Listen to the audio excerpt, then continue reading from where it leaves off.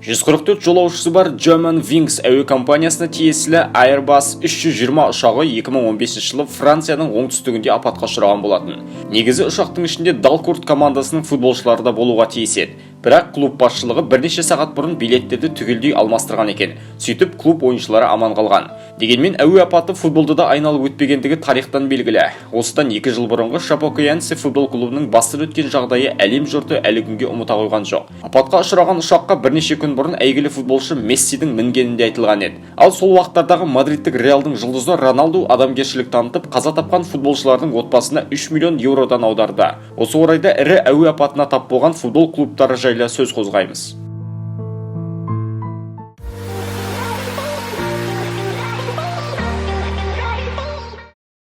Торино трагедиясы.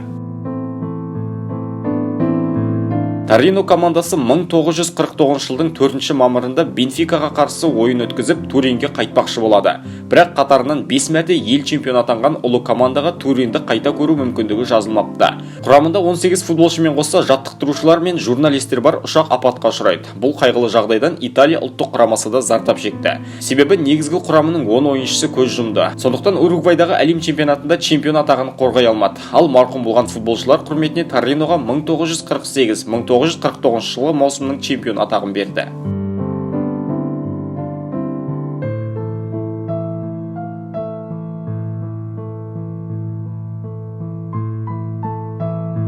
Манчестер Юнайтед трагедиясы. Сербияда жергілікті клубты тізе бүктіріп, Еуропа чемпиондар лигасының жартылай финалына жолдама алған Манчестер Юнайтед футболшылары тамаша көңіл-күймен Манчестерге қарай аттанған болатын.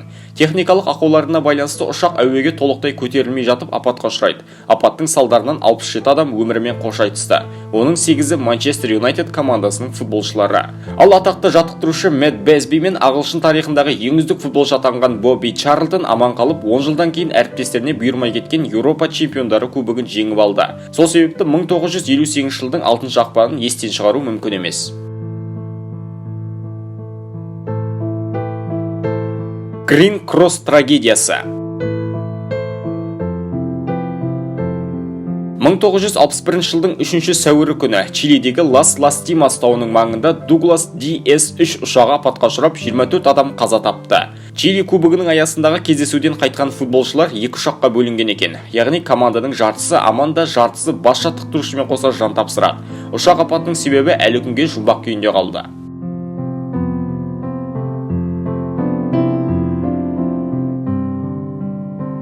Strongest трагедиясы.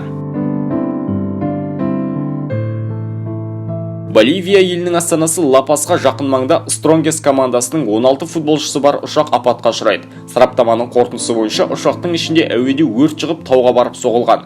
Жантүршігерлік апат салдарынан мамандар 74 адамның 20-сының ғана түр әлпетін анықтай алды. Бұл 1969 жылдың 26 қыркүйегі болатын.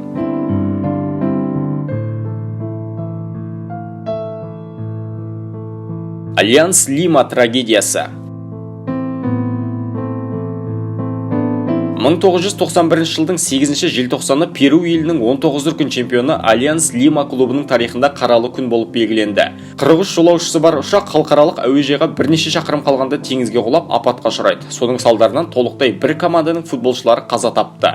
Сол сәтке дейін турнир кестесінде бірінші орында тұрған команда маусымды екінші құрамның ойыншыларымен жалғастыруға мәжбүр болды. Пахтакор трагедиясы.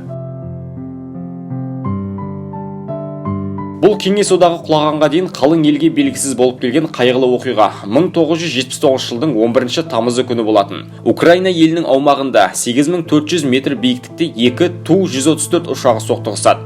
Біреуі Ташкент Минск бағытында ұшатын ұшақ болса, екіншісі 84 жолаушысы бар Пахтакор футболшылары мінген ұшақ еді. Өзбек аяқ топшылары Белоруссия астанасына жергілікті Динамоға қарсы ойын өткізуге аттанған еді. Апаттың себебі әлі күнге дейін белгісіз. Сол кездегі Ташкент пен Мәскеу арасындағы саяси шиеленістерге сүйене отырып, команданың көзін жою жөніндегі бұйрық Мәскеуден келді деген жорамалдар да жоқ емес.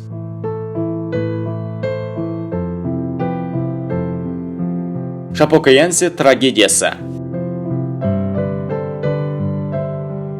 2016 жылдың 29 қарашасы күні Боливиядан Колумбияға қарай ұшып шыққан әуе ұшағы апатқа ұшырады. Бортта 81 адам болған. Арасында Бразилияның жоғарғы дивизионында өнер көрсететін Шапекоэнсе клубы ойыншылары да бар. Команда Оңтүстік Америка кубогының финалында ойнауға бара жатқан. Әуе апатынан Бразилия футболшысы Алан Рушел аман қалды. Ол тілшілерге апат алдында ғана орын ауыстырғанын, өзін Құдайдың аман алып қалғанын айтты. Ұшақтағы 81 жолаушының 70-тен астамы қайтыс болған екен.